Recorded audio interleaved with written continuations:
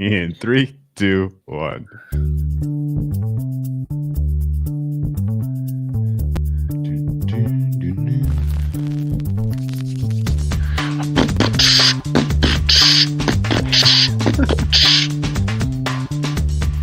Welcome to the acclaimed podcast, The Deep Dive, featuring your esteemed hosts, Andy Monitor and Drew Dinzik, powered by BetSperts. Welcome to The Deep Dive. Andy, happy Monday. What'd you think of championship game weekend overall? I liked it. I enjoyed everything about it. It was good games. This sucks. I tweeted something out about like how this week sucks because it's just like, oh, Brady's been to 10 Super Bowls and Patrick Mahomes is so young. And you get those same two tweets, same two stories for like 2 weeks straight. So very excited to do some other stuff besides Chiefs and Patriots content, which we will get to on Wednesday. We're going to have a good one, I think. And when I say good one, like, I don't care if you like it or not. Like, it's going to be good for my brain. Fun, you know, like, when I'm looking forward to it, and I'll be entertained by it. That's what matters. But I think you'll like it either way. So Wednesday we'll do that. I don't know what we'll do Monday. Maybe talk about some of the other markets that are opening on the Super Bowl. Maybe do a Super Bowl props contest for you all. Ooh, great. Absolutely going to do that. And then, Wednesday we'll have the ultimate. I don't know. We don't even know who the ultimate guest is, but we've been doing guests on Wednesdays. We'll do one for sure next week and talk Super Bowl. Finally get into it. Dig into the number that's been shaped already. Probably not. This is what happens every year. There's a little hammering at the beginning, and then it usually sits pretty still. I think Patriots Rams just kind of hung out there. I remember Patriots Falcons just wouldn't move. Chiefs. What was Chiefs opener last year? It was a little under 3, I think. Yeah, I think it just kind of hung. It's been a while since we saw a big one. I kind of want to see some wild card catch some magic, get through, and we can have a 7-point Super Bowl again. Or Christ, there was Niners Chargers, I think. Whatever it was, about 1995, that was like a two touchdown line. So I think those days might be behind us based on how the league works. But yeah, it's I don't know how much moving this line's going to do. So we'll just kind of talk about how we thought about the weekend. And I didn't really bet the game yet. So yeah, last year it bounced around between 1.5 and 1 for the entire 2-week cycle. Juice changed. There was push, pull, tugging back and forth, but never really any momentum one way or the other, which is pretty typical. The under got bet late last year. It originally went up from 52 to 54, hung in the 54.5 range for the duration of the 2-week cycle, and then day of plummeted back down to 53 with a couple of big moves on the game day. Well, you know what? Yeah, because I did bet Chiefs because I had some stupid free bet that I bet like in week 3 or something, and it was NFC plus 2.5. So I was sitting there with Niners plus 2.5, not wanting it, even though it was a better number, and I ended up coming back on the Chiefs over the top, and just because the free bet was a free bet, I didn't care. Yeah, that sounds fair. You want to reflect a little on the weekend that was before getting into early thoughts on this market and just your gut reaction to the openers? You want to do a little reflection first? Yeah, reflection. I think the LaFleur decision is going to be the one that gets beaten to the ground, and we kind of get to forget all about Tom Brady throwing some pretty errant passes. Let's go. Let's cover it from beginning to end. Yeah, the hot start we predicted, not so hot for Green Bay. Yeah, I guess what happened there? They lost the coin toss. They lost the coin toss. Yeah, ball first. Bruce took the ball, and rather than, and honestly, as expected, as planned, Tampa Bay's early game plan from an offensive standpoint was pretty unimpressive. a lot of running on downs 1 and 2, and they put 3rd and long in Brady's hands several times in the opening few drives. He was just up for the challenge and picked apart a Green Bay defense that looked surprisingly soft in the pass defense. Green Bay's number one criticism, if you're going to criticize their defense, is sort of the way that they put personnel on the field. They play lighter, and they do so ostensibly so that they can have superlative pass coverage for those exact type of 3rd and longs. But they really underperformed, like big time. Yeah. Like the CB2, like CB3, CB4 out there on the field. Like you've got those guys out there because you want to, you're giving up. We'll give up what we give up in the run game. That's fine. But, we want to be able to stop you on the obvious passing downs. But they didn't do their jobs. There was no pass rush, didn't get home. We didn't expect the pass rush really to get home because Tampa Bay's offensive line is out of this world good. But it was a disappointing performance out of the gate from the Green Bay secondary, I would say. And Tom Brady made the correct reads and the precision passes to move the ball with ease and get those first couple touchdowns, put a little bit of scoreboard pressure on Green Bay, which in one case they answered. In the other case, they get that field goal after the long drive. It's like, what, 8-minute drive that ended in the field goal after the 3. There, me? At the hiccups? Yeah.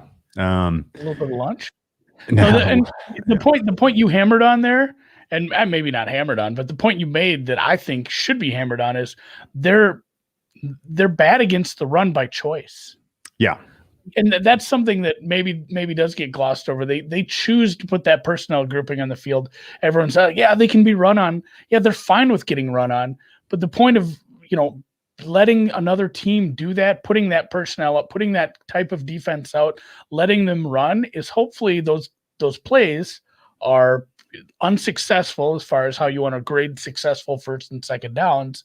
And you end up in a 3rd down where your coverage unit comes through, which is just not working. It didn't work.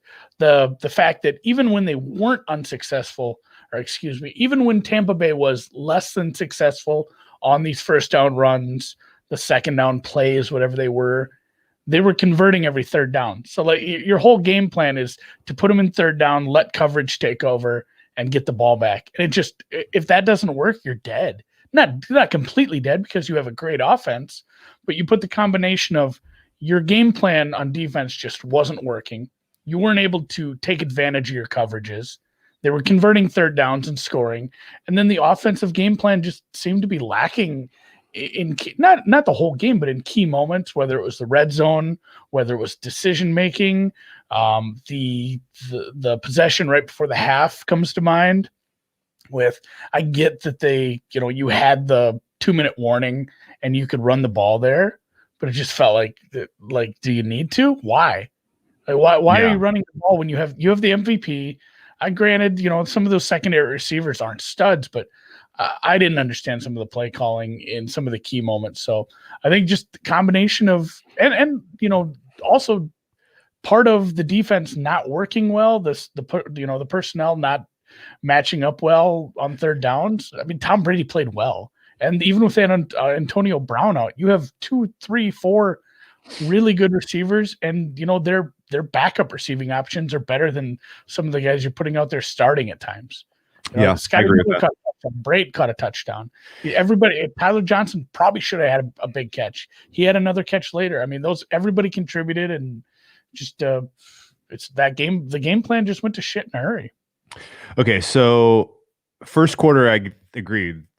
The story of the first quarter was Tampa Bay's offense efficiency at 3rd downs, especially, was outrageous. Yes. And at the time, I'm thinking, okay, well, good on Tampa Bay, I guess. Like, that's not sustainable. Like, eventually, you're not going to make these 3rd down conversions at some point, and Green Bay is, they're going to roar back into this one and answer. But the second quarter, I thought, was a story of Green Bay's offense not quite making the most of their opportunities. The first, obviously, barely into the second quarter, they get that touchdown on the 50-yard bomb to Scantling. That was obviously a fine play. But the second possession they had in the second quarter, They ate up 7.5 minutes of clock. They went 69 yards, and all they did the whole drive was like kind of backwards in terms of plus EV offense. Do you know what I mean? Like they were using the good running plays that you kind of want to have in your back pocket to put away a lead. They were using those down 7. And they get into the red zone, or they give it inside, they give goal to go, and they do 3 straight pass attempts to Devontae Adams. And I get it. He's your best player. Passing game is dynamic. He's incredible in the red zone in general. But I was surprised that they didn't have a little bit more creativity and that they went to Adams in 3 straight pass attempts, because it surely looked like Tampa Bay was selling out to stop Adams in those spots. Like if everyone in the world knows that should have had the first one, like that should have had the first one. Yeah, absolutely. They shouldn't have had a second down in that red zone possession. Yeah, and granted, he catches that. Maybe the game plays out differently. It's 14-14 instead of 14-10. Maybe the game plays out differently. Sure. But you're right. The last possession that they had right around the 2-minute warning showed no urgency at all. No interest really on making anything out of that drive. They have a garbage pick that gives Tampa Bay the ball back with 40 seconds to go. And that was a backbreaker. Jesus. That was, and then this is the game-changing play right into halftime. 1 second left on the clock. Brady, 39-yard touchdown pass to Scotty Miller. If they don't make that play, if they don't connect on that touchdown, they trot out the kicker to kick a 50-something yarder, right? 51, 52-yarder. So that was a huge swing leverage-wise, and it gave the Tampa Bay Buccaneers 11-point lead heading into halftime. From there, right out of the half, fumble by Aaron Jones. Was that the last time Aaron Jones put his hands on the ball all game? He did some tweeting and Instagramming after that. Okay. Okay. Yeah, that I'm not sure he touched it. I couldn't say for sure, but yeah, the going in, and best case, let's say they even maybe missed the field goal, but going in even down 7 just feels so much different than the deflating feeling. And momentum's not real and whatever, but momentum might not be real, but the scoreboard is, and 11 is just so much different than 4 or 7. A multi-score possession when you're driving and thinking maybe we get the ball back here. We get this close, we take a lead, there's a chance for all that. And it just, the way it flipped there, and then obviously you had a big 20-minute break, but how it flipped there, and then the fumble, and then the touchdown, it just felt like you're going to need such a perfect performance from Green Bay from here on out, or some massive screw up by Tampa. And you got one of the two, but Green Bay, again, just the play calling. Like you said, maybe first quarter, first half, the story was the third down efficiency, the defense letting them down on those third downs. But the second half was just the offensive inefficiency from Green Bay. Some of those drives just felt done after first down. Like, oh, we're doing this again? Like, and you've got to pick, and you're just going to punt this back. And sure enough, 3 plays later, it's the punters out there again. Well, that was the fourth quarter, but the fumble by Jones was tough because it set up a 1-play, 8-yard touchdown. Tampa Bay is now up 18 points, 28-10. Yeah. And at this point, it's like, okay, does Green Bay actually have the tools to make a comeback? And, kind of. I mean, they got did. They had 2 touchdown drives in the third quarter to close the gap to 28-23. Problem is those touchdown drives use up a lot of clock. They really 8 plays, 75 yards, eat up 4.5 minutes of clock. They get an interception off of Brady. Then they have a 13-play, 68-yard drive that ate up 7.5 minutes of clock. So they basically just wiped out the clock, closed the gap a little, but not a lot of urgency. The drives didn't really feel, they didn't have the life that you would have expected of a team that really was, understood the how how high leverage the situation was. And their defense came away with those 2 picks. Oh man, there were 3 straight interceptions by the Bucs. 3 straight interceptions. 3 straight. And like you said, they scored on that first one, but the next 2, it went pick, 3 plays minus 5 yards. Pick, 3 plays 0 yards. Then Tampa took some time off the clock with that field goal drive. And then we know what Green Bay did with their drive down 8. And okay, so what did you think? What did you think when there was 4.5 minutes left? Green Bay gets the ball and they're down 8. What did you have any skin in the game at this point other than our second half look on Tampa Bay +7? I had some Green Bay team total over, which died. Yeah. Okay. That wasn't. I mean, but I was glad it was kind of a no lose situation because the Tampa Bay second half, like either it's coming through or the team total gets there. I assumed, like, just especially based on the first few plays, once that drive got moving, it's like, all right, we're gonna have a 2-point conversion for all the cookies, not all the cookies, because it would have still given not only overtime, but it would have been enough time where Brady, they kicked that field goal with 2 minutes left. If you remember the kickoff afterwards, which by the way, maybe that screw up doesn't get mentioned. What was that guy doing sliding down with 2:02 on the clock? Like he essentially gave Green Bay a bonus timeout by sliding. That was a baffling special teams blunder there, but they, overtime wasn't guaranteed. You would have given Tom with I'm not sure how many timeouts they had at that point, 1 or 2. You would have given them, and the 2-minute warning, because at that point you would have probably just kneeled in the end zone or ran out of bounds, or however you do. Try to make sure you get the 2-minute warning. Like the odds of Brady getting a field goal drive on that defense was probably pretty high anyway. So, and that's what some of the people who have argued to defend the field goal have said, like, either way, you have to rely on your defense to get some stops here. Like two first downs is not the same as getting into field goal range, but the way they were moving, the way the special teams had been, some of the field position Tampa had gotten, it's like our two first downs and field goal range, not the same thing when they're starting at the 35 every time. So I was surprised. I don't want to get too deep into this field goal decision because it's been hashed out over Twitter for a day and a half. But when I saw that drive, I was fully ready for, oh my overtime. God, here's a very important 2-point conversion. Yeah, the game's going to go into overtime. Well, and then it would have been, Green Bay needs to win. That was really kind of what I was curious if that was your opinion. Because I thought. No, I was thinking 2 more coin flips. Okay, 2 coin flips. I was thinking 2 more coin flips. It was essentially Green Bay has to win 3 coin flips. You have to get your 2-point conversion, because I assumed they'd score a touchdown. It's 4-down territory with Rodgers. Especially considering on that drive, 4 straight passes for Rodgers, and they moved effortlessly to the 8-yard line. No, effortlessly. Effortlessly.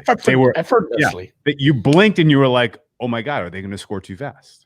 That was literally like, they moved because there's 2 minutes. They're first and goal. They have 2:22 left, and they have moved effortlessly to the 8-yard line. You figure they score here, and they, like you said, coin flip on the 2-point conversion. But assuming they get it, then this is potentially 31-31. We're probably going to OT. Well, no, and I considered Tom Brady with 1.5 minutes, 2 minutes left. I consider that a coin flip, him getting in a field goal range or not. So Green Bay was in a tough spot no matter what. Obviously, no shit, Andy. They were down 8 to Tom Brady. And, but getting the 2-point conversion, getting a defense who had struggled at times outside of, like, the best plays the defense have were Tom Brady overthrowing people. The defense, I mean, on all those drives, they moved it a little, and then he threw a pick. So relying on the defense to keep him out of field goal range was going to be tricky. And then obviously overtime is essentially a coin flip, especially in a close to the line game. So they were in a tough spot. But I thought we would see, an important 3rd down that they needed to convert to get into field goal range, or at least maybe a stop, and maybe Green Bay gets a shot. If they get a 3 and out, they're taking a timeout on 2nd down if it was some sort of run or a short catch. Green Bay's thinking maybe getting the ball back, hucking one down, and getting a field goal. Like I never really pictured kicking the field goal there. And I get what some of the risk models say, but it really broke my brain when they did it. Oh yeah, 100%. 100%. I literally thought, what kind of trick play are they running here? Because why is the field goal unit coming out, right? Okay, so at 2:02, 2:05, I guess, is when they kicked. So if you run a play there, you're probably eating up all the time up to the 2-minute warning. Yep. And so if you don't get it and you eat up that time and you lose this ability to stop the clock with the 2-minute warning, that puts that much more pressure on you. You only have one opportunity to stop the first down. You don't have 2, right? Yeah. So that's part of the math for sure. Yeah, in hindsight, I'm more okay with it. I still think with Aaron Rodgers on the field, there's a big difference with Aaron Rodgers on the field and maybe another quarterback. And also, I would have probably called second and third down a little differently too. I would have as well. But I guess the broader point here is you had 2 in the game. You had 2 possessions inside the 10 where your play calling was uninspired. And yeah, there was one good play call and Devontae Adams dropped. There was another good play call and Aaron Rodgers missed the wide open guy for the touchdown. There was, but in that specific sequence, didn't love the decision making from the play calling standpoint. Agreed. But on fourth down, I think it's inexcusable to kick. Personally, like on fourth down there is a very real possibility that is your last offensive play of the game. Yeah. I mean, it felt like the Browns, like, oh, this is the last time you're going to see the ball last week. And it was. Yeah. And it was the very real possibility that is your last offensive play of the game. And if that is, and you choose a decision where you cannot tie it, right? You cannot tie it if you go out there and kick that field goal. You specifically made a decision that took the possibility of tying the game with what would potentially be your last offensive play off the board.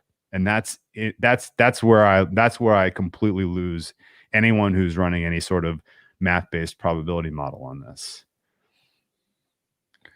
You specifically took you took a lot of avenues, a lot of paths to victory. You took them off the table. Even if, overtime is often overrated by people in their minds because overtime is not a win. Overtime is a stay of execution for half the teams in the league. Like you still essentially you lose half the time in overtime, but it's better than not getting the ball ever again. Yeah, usually. That's right. Like overtime, it is overrated and people overrate the opportunity to tie a game. But at the same time, it's still as overrated as it is. It should be rated higher than never touching the ball again and losing by 5 and relying on a defense that showed that they weren't. And not only that, but I'm not sure if anybody was really out, but man, there was a lot of plays and I just didn't track this enough because I was doing other things, but there seemed like there was a lot of stoppages for banged up, like, oh, and Green Bay has an injured player on the field. Like, I don't know enough of their defensive players to really say if anyone important was out at that point, but they had a lot of banged up guys. I would have been, I mean, it's just, if you want to really oversimplify this, I'd rather rely on Aaron Rodgers in one play than the defense in 3. Yes, especially the defense considering how they were playing on that day. Yeah. And then, yes, the pass interference call was, I mean, it was a penalty, but it was something they hadn't really called all day. That's what kind of stung if you had that side. Like, now we're calling this? Now we're doing that in a really big, a pretty big moment. So that was kind of rough to see that, and especially how late it came out. I think some people probably threw some couch pillows and stuff. Okay, so one last little wrinkle on the decision to kick the field goal. As a Tampa Bay second half +7 better, you were 9 out of 10, 10 out of 10 excited when the field goal was kicked. Like that was if that's that's it. That's it. Yeah. Like that was so from the standpoint of, was this the right thing to do or not? I was a lot more concerned about them going for it than I was kicking the field goal. And some of that is just the way that the points break down. But all right. Well, and there's arguments too about, the main people are saying not arguing right decision, wrong decision, but they're saying, hey, Matthew David, I'll just say his name. Your model had him at 25% chance to win the game. at that point, and it went from 27 to 25 or whatever it was, and people are saying, well, I mean, just look at the betting market. I mean, they take the vig out of the betting market, and these numbers aren't crazy. The betting market had Green Bay above 20% to win the game at that point. Was it? And somebody, and Seth Byrne just tweeted this. Pinnacle was dealing plus 319 during the commercial break. I was looking for that. Okay. Wow, they were. Yeah. I mean, that's how much faith they had in essentially Green Bay probably going for it. I would think kicking if you're a trader at Pinnacle and you know the field goal unit is going to trot out, I'll give you 400. I'll give you 450. I'm dropping it 10%. It seems like I'm not a trader, but I would think that'd be a little high if they knew they weren't going for it on fourth. So, yeah. And then I think we'll touch on this a little more Wednesday, but it didn't seem like the media made a little too much of it. I mean, he just got his heart broken in another NFC title game, so it's rough. It's rough to have to do those press conferences. You feel for those coaches and quarterbacks that have to go meet the media after. I mean, essentially, imagine the worst day you've ever had at your job, and then you have to go talk to the press about it. Hopefully I never have to do that. Jesus. I can't think of what kind of trouble I'd get into, but I don't want to read too much into that. I don't think it's crazy though. I mean, this was a bad loss. Crazy. This was a bad loss. He didn't feel like he was very happy with LaFleur at that moment. Yeah. Aaron Rodgers came back from an 18-point deficit, closed it to a 1-score game, had a coach that didn't have the confidence to go for it on 4th and goal. You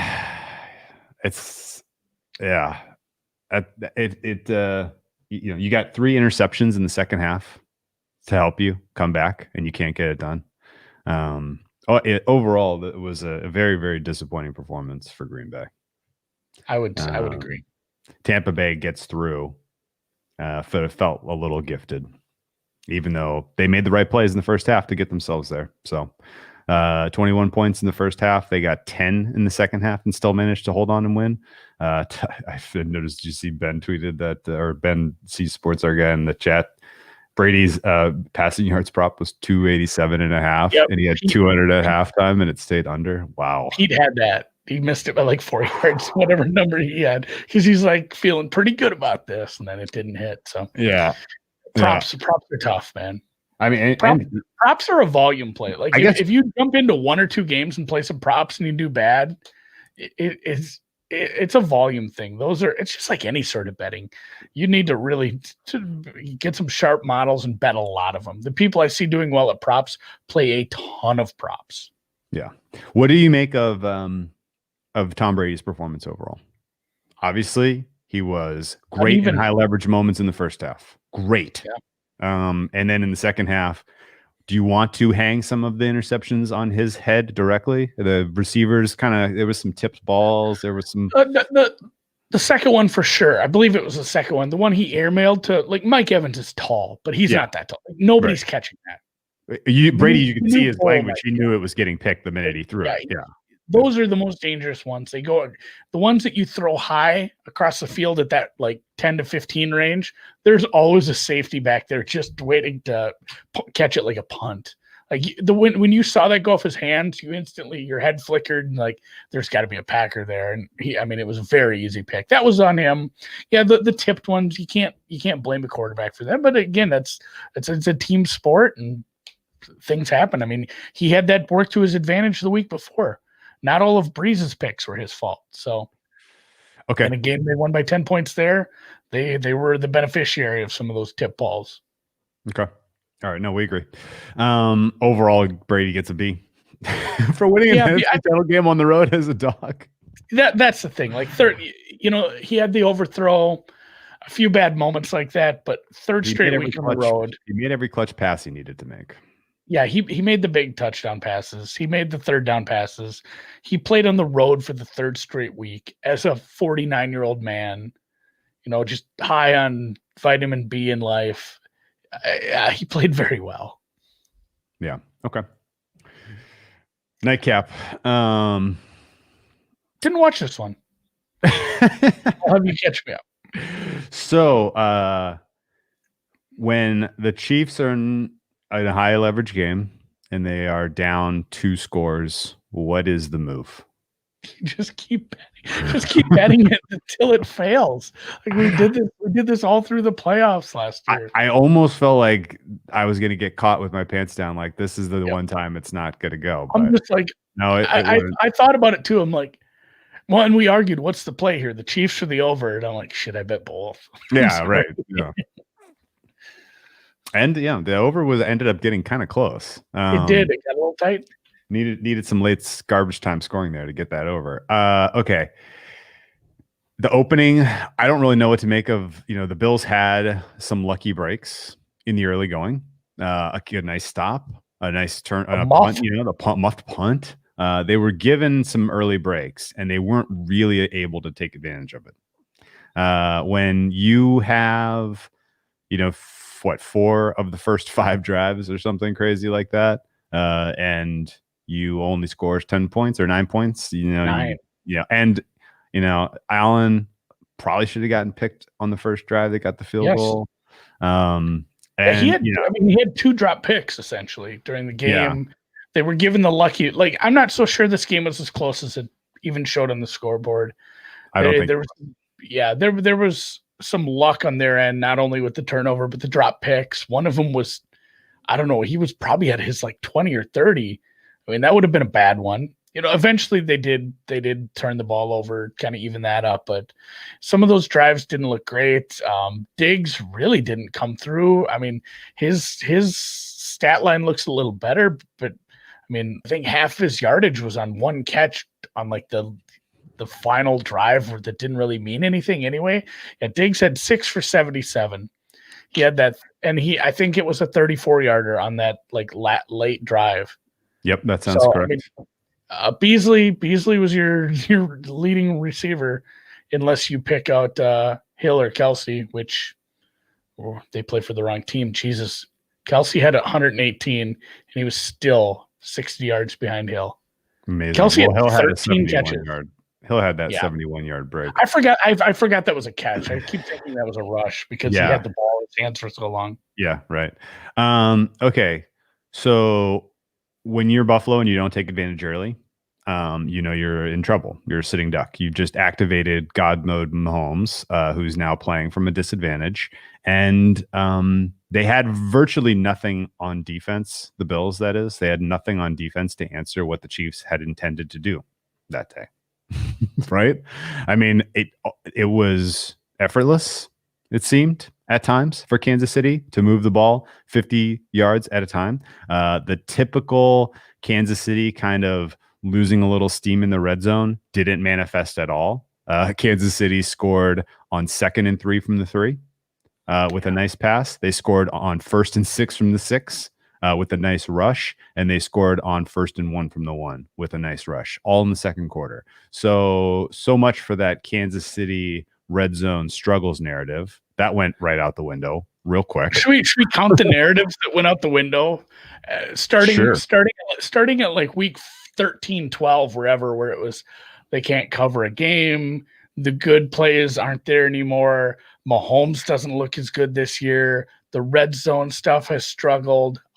We even had a few weeks there, and these aren't like me ragging on other people. I was behind some of these too.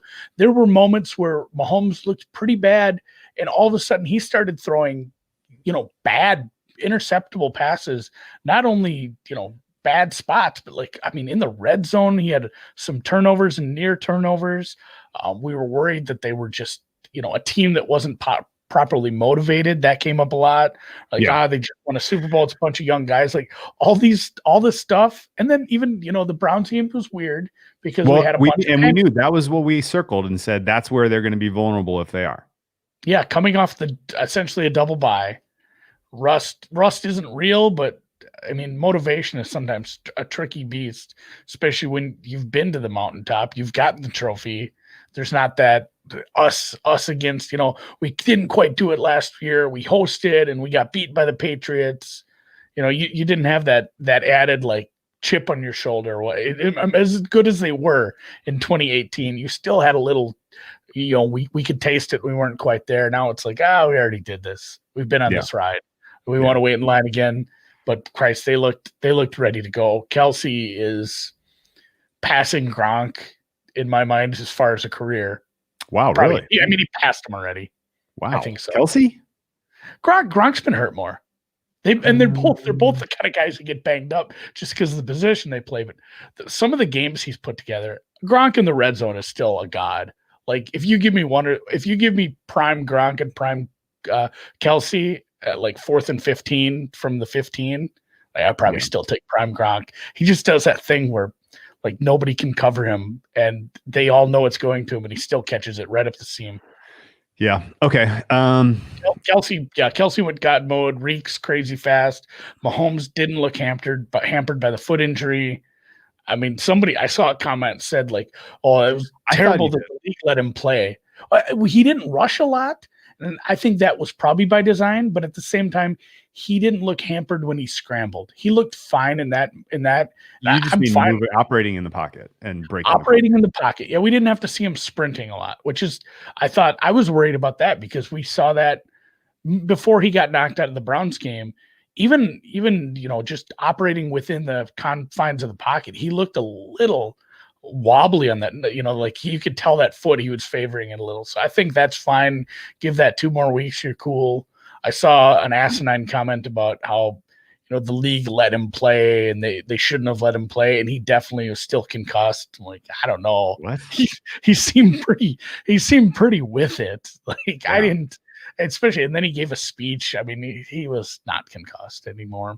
Not that I'm a neurologist, but I think they cleared him and he was fine because he never really was concussed. He just got choked out. Yeah. They showed us. Can we be a little critical of Sean McDermott? Yes. I mean, everything we said about LaFleur, McDermott did it 3 times. Somebody made the brilliant comment on the halftime scope last night. They brought field goals to a touchdown fight. You can't bring field goals to a touchdown fight. McDermott really did not seem to understand the high leverage moments in that game very well at all. Making a 2-score game a 2-score game to end the half on the 2-yard line. He did that twice. Yeah. He went from 12 to 9 twice. Yeah. Incredulous with that. 12 to 9 twice. And honestly, there's so much film. There's so much film from the last 3 years on this team and this offense and what happens to teams that settle for field goals in the red zone. You want to, if you're down there twice, you take the 7 once is still better than 3 twice. Great point. That's a great point. That's what 7's guaranteed. Yeah, and once the Chiefs kind of found their legs in the third quarter, beginning of the fourth quarter, you knew it was game over. Buffalo's defense had no answer. Buffalo's offense, they didn't really. I mean, Josh Allen looked a little out of sorts. I guess Cole Beasley is worth mentioning as a positive. Guy played on a broken fibula since week 16 and looked dynamic out there. He was excellent. So congratulations. You've got a good guy there in Cole Beasley. I thought the Kansas City defense, I guess, does Kansas City defense get any credit for making Buffalo look bad? Because this is a Buffalo offense that was scoring 30 and 40 points at will, and they could only get to 24 here. No, for sure they get credit. I'm not sure how much credit. And really, like, the last 9 points weren't, that I don't want to say they were all garbage points because it's still, you should try to stop them and just end the game. But I mean, the field goal was just kind of a tack on thing to get it within 2 scores. And the touchdown was against a soft defense. So, I mean, only giving up 12 and really, how much can you really rag on them for that first touchdown? Again, they were given the ball at 1st and goal inside the 5, and then to hold them to 2 field goals outside of that in the first half. I thought that was a very admirable job. They had, I'm going to look this up right now. It felt like at least 4. They had 4 sacks for 53 yards. Wow. Joshy was playing that game where he does the stumble back and try to run around, and then if they finally get you, it's a 20-yard sack. He did that a couple times. So some of those sacks came at pretty key moments. I mean, that's when you take a 15, 20-yard sack, that's a drive ender for most of the time. So those were really big. The interception was, useful. That was pretty much ice it. Yeah. I mean, that essentially iced the game. So the defense played very good for a defense that we've been down on during the season. Hysterical final moments of this game. Let's just Stephon Diggs trying to fight everybody. That I was thinking more the play that preceded their field goal attempt. 20 minutes discussion. Yeah. Okay, and let's talk about what was at stake there. So if the Buffalo Bills get a touchdown on that drive, that is a game changer for teasers. Is that right? They ended up losing by 14. So if they had gotten an extra 4 points, they would have lost by 10. Was the teaser didn't get out to 10 though. So no, it wouldn't have changed teasers. Did change the second half. The second half went over. Would they have gone for 2? They probably would have. Yeah. So maybe it would have swung teasers for them. But either way, could add 5 more points. Either way, yeah, we had the under 27.5 for the second half. That was looking good for a while. It was looking great, and then it wasn't. That fact that they kicked the field goal only could have happened if they had lost so many yards on that third down that the fourth was impossible to get, and so they just kicked the field goal. It was like the exact perfect storm of where they ended up on the field at the time to go for that kick to take it over the second half total. I mean, he drilled it too. He drilled it, yeah. And the only positive part of it was it kept the maximum margin of victory against the Ravens alive. We now have a 3-way split in that pot with the 14-point loss. If the Bills had lost this game by 17, if that field goal is missed, or if they go for it on 4th and goal and don't get it, then Bills lose by the largest margin, and they take that 4% of the Calcutta, but not to be. That is still alive. So we'll be cheering for whoever wins the Super Bowl to do so by fewer than 14 points. Yes. And then that'll be nice. That'll be a nice little bonus there. Who has the 2 teams in the Super Bowl in the Calcutta? Cheetah. Who's against who? It's Cheetah versus Cheetah. Yeah. Yeah, the Chiefs. His Chiefs, I think they needed the Chiefs to get here to be net positive on the Chiefs. Yeah. The Bucs have just been the runaway smash of the whole Calcutta experience. They got them early because I think there was that second team that went off the board, and it was a little underbid. Yeah, it was the second or third team off the board. It was a little underbid at the time. By the time all the dust settles, it was low seed. You got clearly a 3 wins now. Yeah, they were the lowest seed in the Final Four. Yeah. There was a lot of, and honestly, they probably should have beaten Green Bay by more. In which case, they would have been the biggest win against the spread. But it is what it is. That was the little additional side pot stuff on that has been a lot of fun. But congratulations to Sports Cheetah and Jeff Ma for making 2 very strong plays, 2 strong bids, and getting the final 2 teams.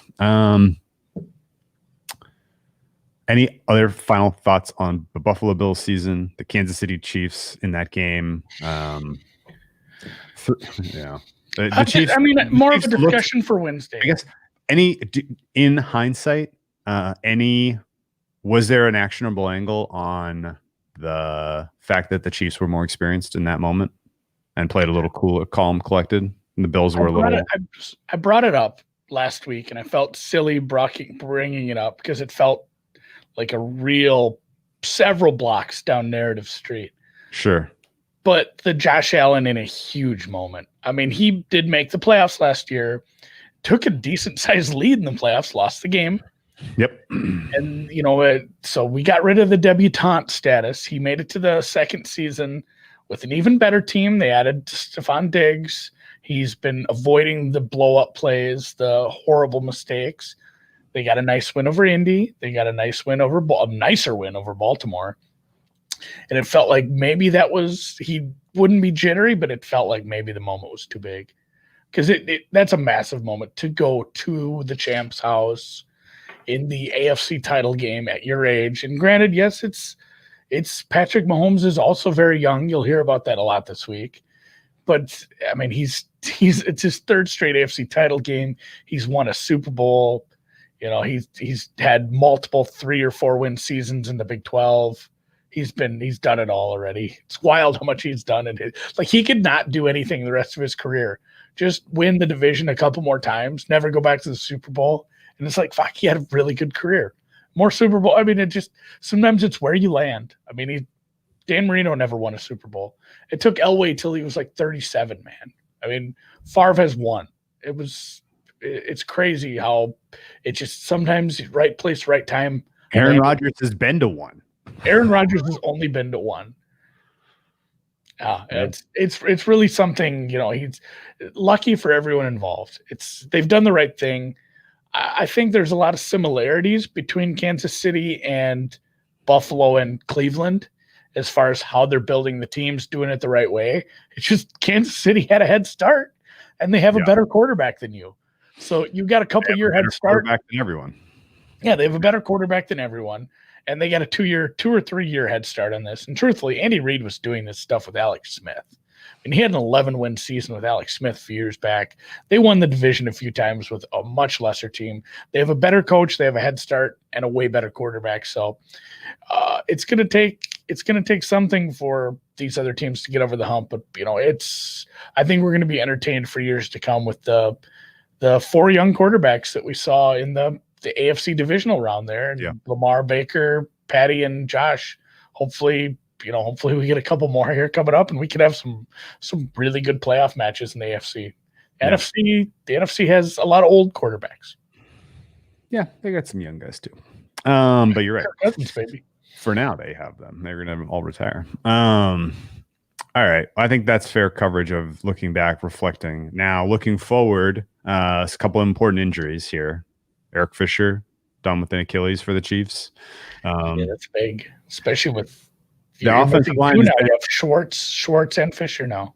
Mm-hmm. We don't think Schwartz comes back, even with the 2 week to get maybe. Ready.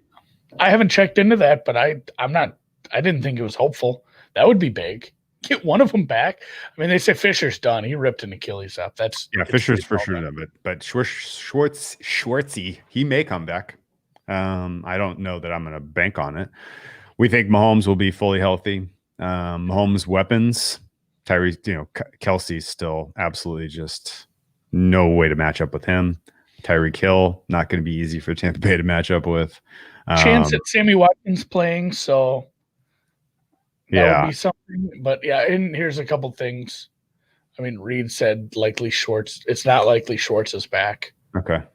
So that sucks. You're missing 2 offensive linemen, but if Patrick, Kelsey, Hilaire, and Reek are all healthy, you're in pretty good shape either way. Okay. And it depends. They do have a pretty legit set of defensive ends coming at them in Tampa Bay, especially with the resurgence.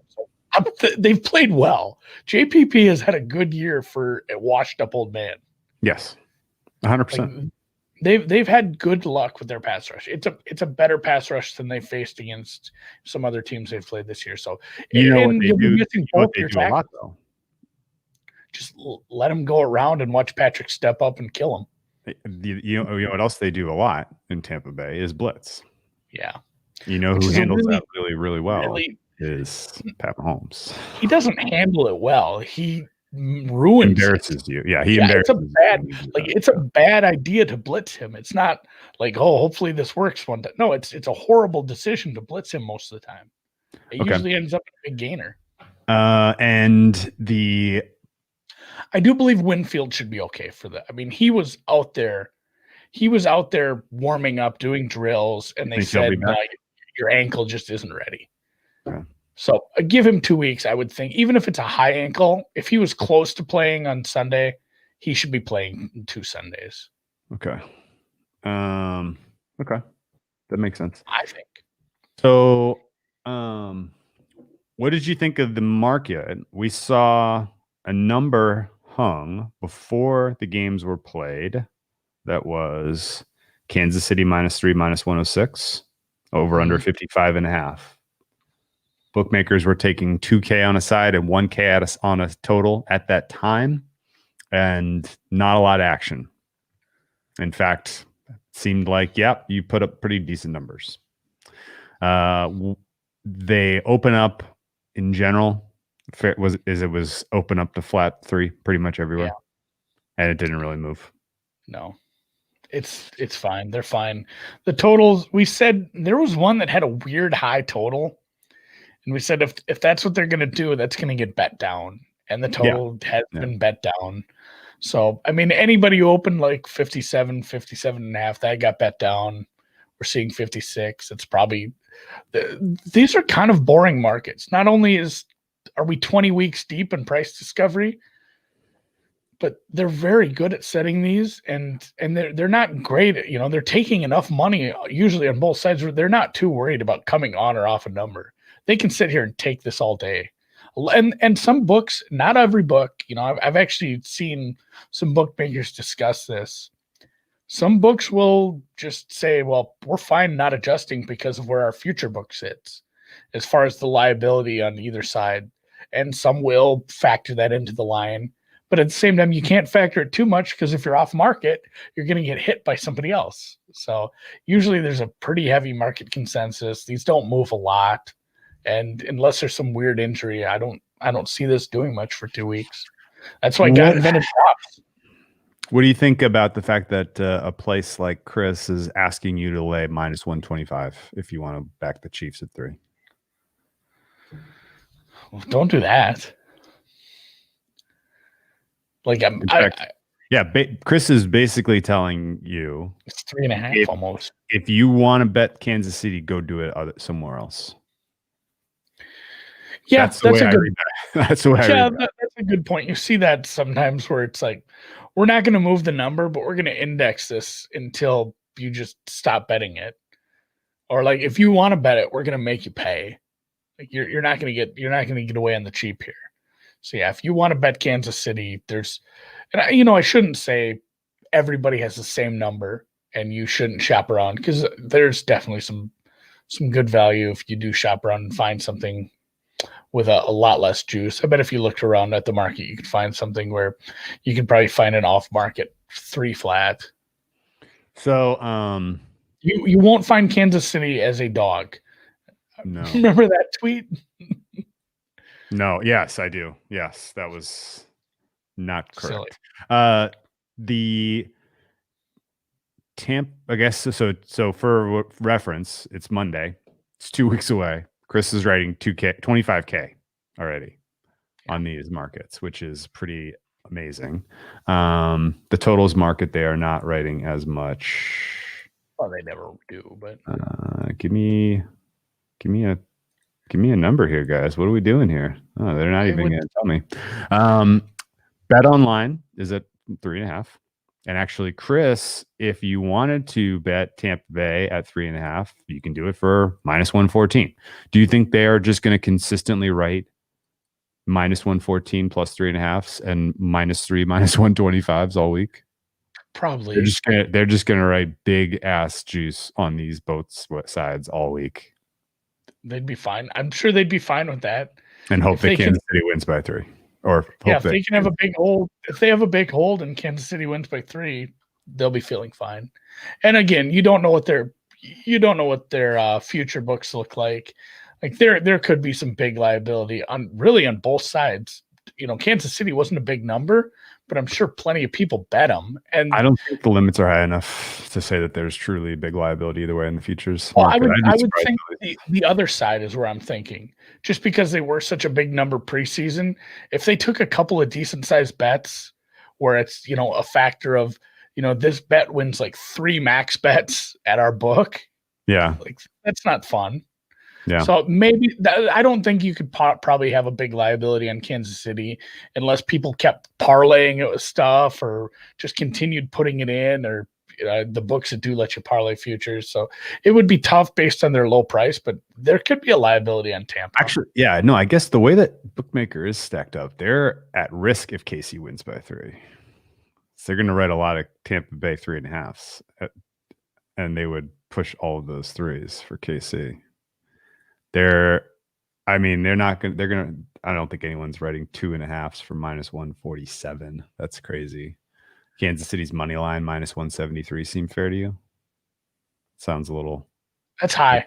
Like an ask. Yeah, it's a heavy ask. But they're not going to write for me. What's that? Bookmaker just crashed for me. Yeah, it's not. Handshake. That's it's struggling right now. I don't know why. All right. So we don't expect a ton of market action here either way. Just shop around, find the best price. Well, this is the most fun week of realizing just how big this market is. You'll see tweets out, somebody just put $1 million on the Chiefs -3, and the market doesn't blip. I mean, there's no reaction. These aren't things, not only because it's probably not sharp money and it's just somebody with a lot of money. The fact is it's a drop in the bucket for the grand scheme of how big these are, how big this market will get. Okay. So you haven't made a bet, I'm guessing. I probably won't. I probably won't bet the cider total. If this total continues to tick down, I will try to find the bottom of this total. If money keeps coming in, I can see the total moving still.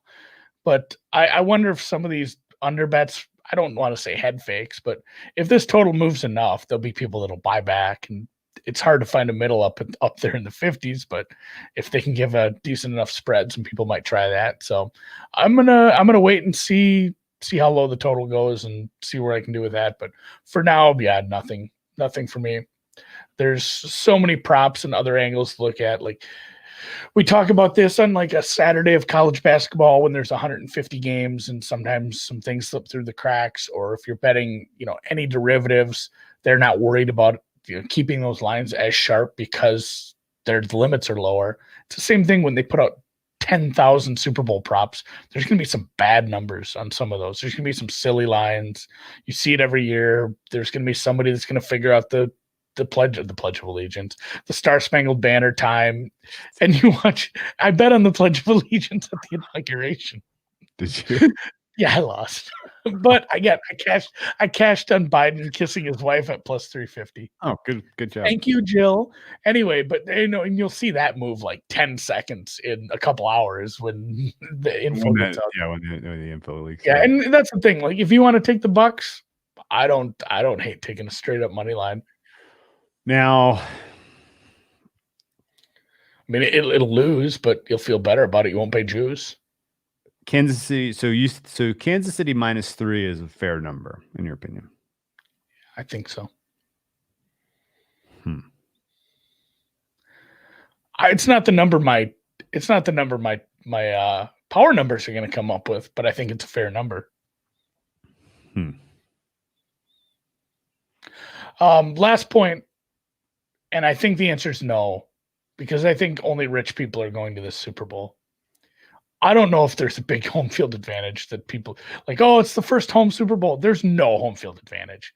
This isn't going to be 20,000 crazed Bucks fans. These are people that get their tickets from players, from coaches. You, as a player or coach, you get a certain amount of tickets to give away. I don't know if that's been dropped because of where we're at this season. I mean, the cost of what it takes to get a Super Bowl ticket, I can't imagine how much higher it's going to be because they're going to let fewer fans in. Like the demand will be the same, and the supply is getting cut in a third, if not a quarter. So it's not going to be like Tampa has this wild, raucous crowd at home. It's going to be people who can afford to pay $80,000 to sit in the upper deck. I don't disagree. And the fact that you got 2 weeks to travel, like, yes, it's nice not to travel, but I mean, they're going to be down there, a week ahead almost, and doing the whole circus with the media. I think both teams hate that shit, doing the media row stuff. So I'm not building in any home field, that's for sure. This is Bruce Arians' first Super Bowl As a head coach. Yes. He was assistant coach at 2 Steelers Super Bowls, right? Mm-hmm. I think both their win, or one of the win, and then the one they lost. I'm not sure, but either way, he's been in the Super Bowl as an assistant coach, but his first as a head coach. It's funny we said he's the worst coach left 2 weeks ago, and now he's one of the. And I think you could have argued the best coach left is also in the running here. So it's, if the game comes down to a couple bad coaching decisions, I don't think it'll be on the Kool-Aid man. I don't either. And I would also say that the way that Tampa Bay got here beating Green Bay was not good for them, because they weren't really they didn't have to face consequences of the minus EV rushing on early downs. So they're not going to learn that. They're not going to have learned any lesson at all. And they're still going to trot out, run on first and second down with, playoff winning. This is something too. That's wild to me. That's really surprising to me. They should not open it that way.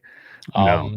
There's somebody second half highest scoring. That's even if you don't put a lot down on that, that's a fun one to cheer for, because essentially you get to know what the second half total is for you after we get to halftime. Because if there's a low scoring first half, like the Patriots Rams one, this was great because what was the halftime total? I think it was 3-0. Yeah, I believe it was. See, if you bet that you're sitting on over 3.5 second half, and then everybody just took, if you had that, you could take the second half under for a big middle. Yeah.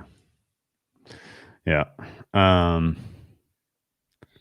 those do usually, if not cash, have a damn good chance. So narratives that you're going to hear recycled a lot this week: Tom Brady not scoring in the first quarter of Super Bowls. 10 Super Bowls, never scoring in them. Can't score in the first quarter. 18% of all Super Bowls have had one Thomas. I don't know his middle name, so I'm going to go with Robinette. That's Brady and Edward. Thomas Edward. Oh, that's a strong name. God, yeah. He's a dreamboat. Yeah. That one. How hard it is to repeat. It's been since the Patriots of like 15 years ago since someone repeated. Yeah. Teams that have to get back and lose. The fact that the home they're going to pound this was the first home Super Bowl for anybody, and how that'll affect them, that won't mean shit. But that one, Tom doing it at his age, rookie head coach in a Super Bowl, not rookie, but first head coach, first Super Bowl for Arians. I'm sure that'll get mentioned. Yeah. Going up against somebody who's coached in 3 now? Andy Reid. Yeah. He lost with the Eagles. He won with the Chiefs. This is his third head coach Super Bowl opportunity. Hayden brings up a funny point. Thoughts on the Bucs opting to receive the first half kick recently? Yeah. The ball first Bruce was a thing for a long time. Bruce Arians, he likes to put things in his hands. Honestly, that I would question. Apparently Green Bay deferred. I was incorrect about that early on. Somebody corrected me. Green Bay deferred after winning the coin toss. So they elected to put their defense out there on the field and get embarrassed on that first drive of the game.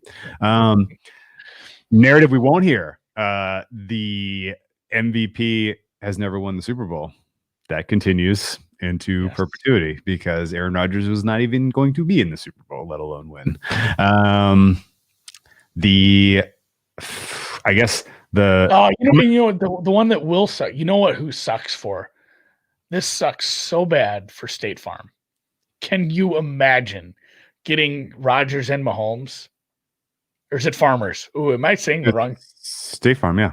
Discount double check. But when you're watching these games and you see that commercial like a million times, my God, they had to be creaming their pants that they could have got both of their guys into the Super Bowl. I bet they have some commercials ready for that they had to scrap.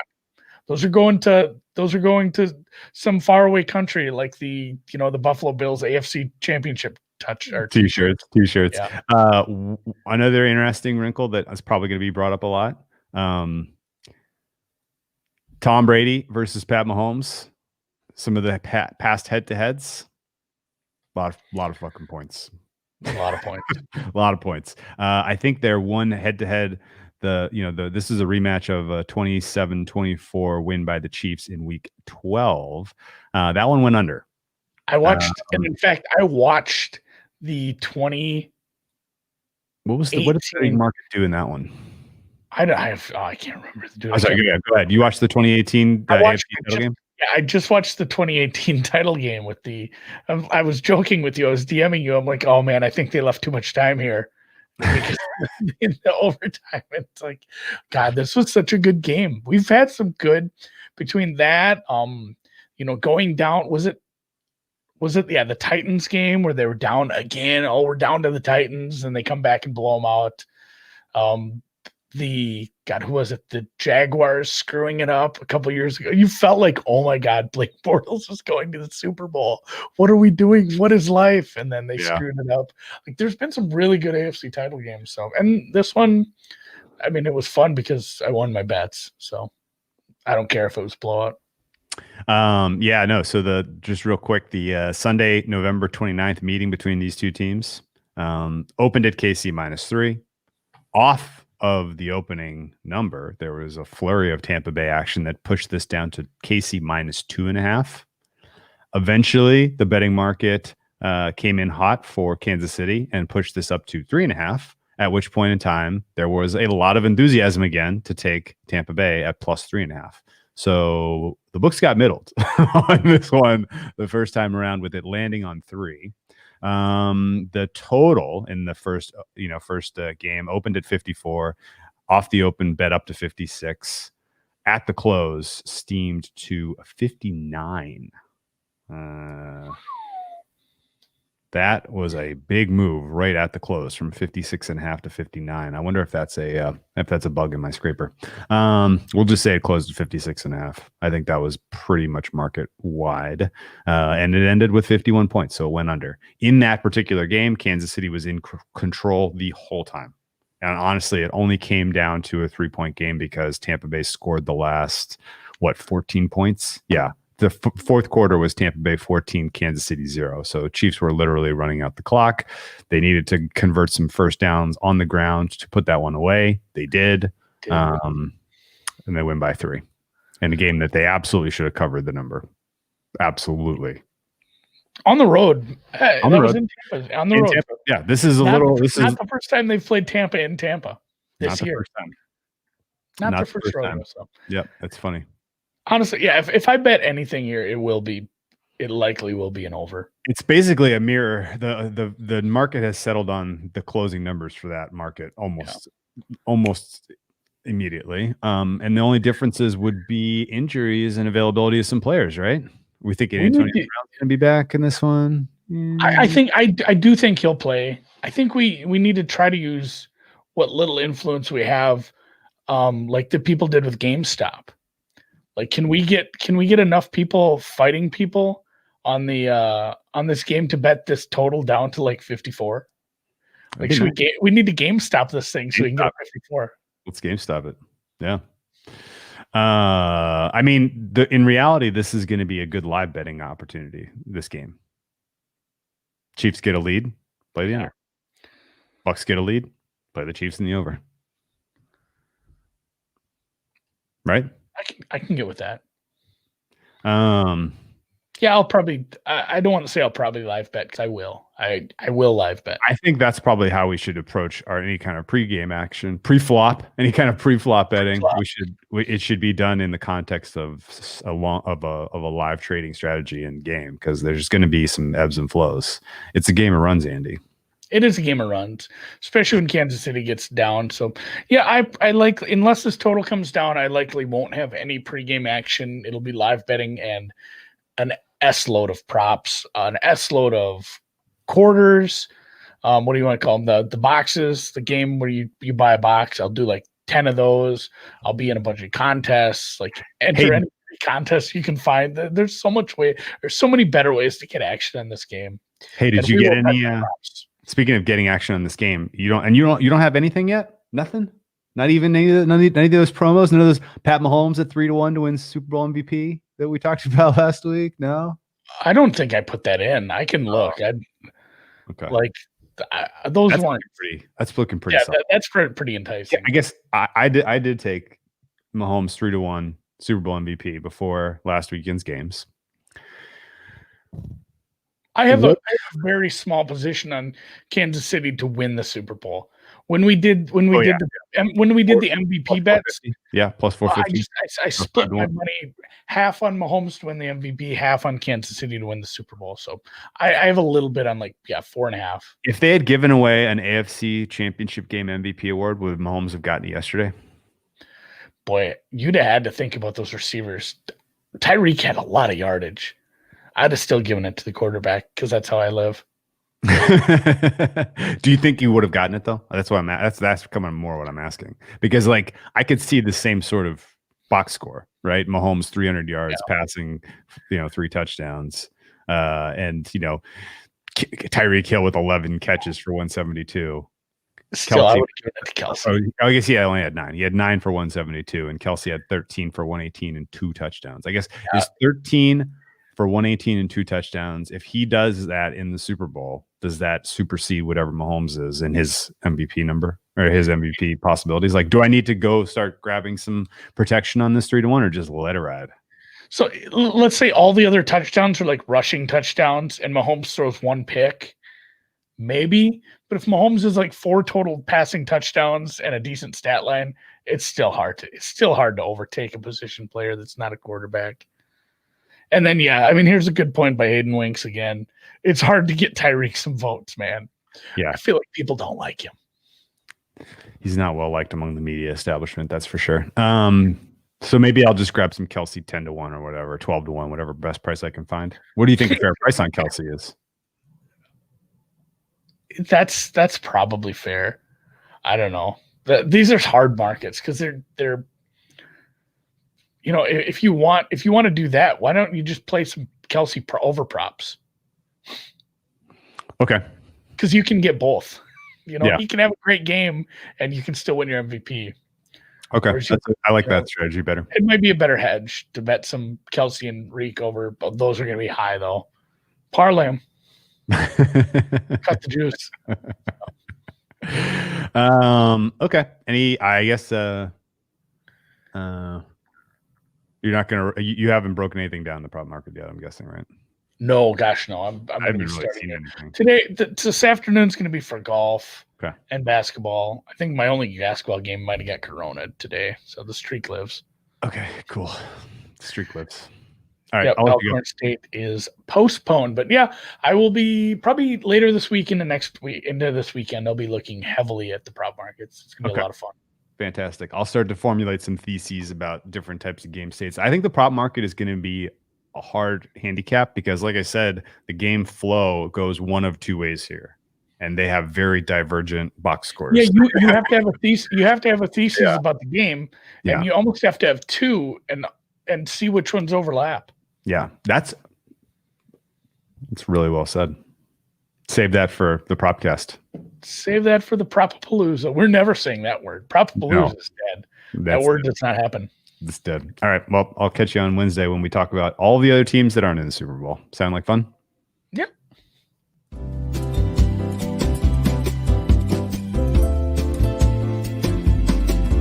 Thanks for joining us in the chat. Oh, yeah. Thank you, guys. As always, the comments are outstanding. We appreciate it. Pat and Hayden and Pat. Trick P. Risk It for a Biscuit was live early. That guy rocks. Paul Luck corrected me. And Southpaw. Thank you, Paul.